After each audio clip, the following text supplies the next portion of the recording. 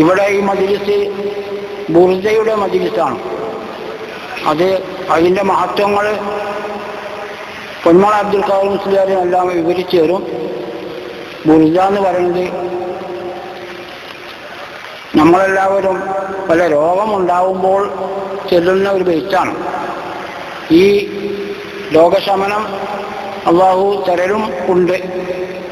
അത് മാത്രമല്ല, അതിൻ്റെ ഉള്ളിൽ റസൂലുള്ളാഹി സ്വല്ലല്ലാഹു അലൈഹി വസല്ലം തങ്ങൾ ചെറുക്കിൽപ്പെട്ട ഒരു കാവ്യമാണ് എന്നാണ് പറയപ്പെടുന്നത്. വമബ്ലഗുൽ ഇൽമി ഫീഹി അന്നഹു ബശറുൻ. മഹാനായ ബുസൂരി ഇമാം റസൂലുള്ളാഹിനെ പറ്റി കീർത്തന നടത്തിക്കൊണ്ട് പറഞ്ഞു, വമബ്ലഗുൽ ഇൽമി ഫീഹി അന്നഹു ബശറുൻ. റസൂലുള്ളാഹിനെ പറ്റി പറയാൻ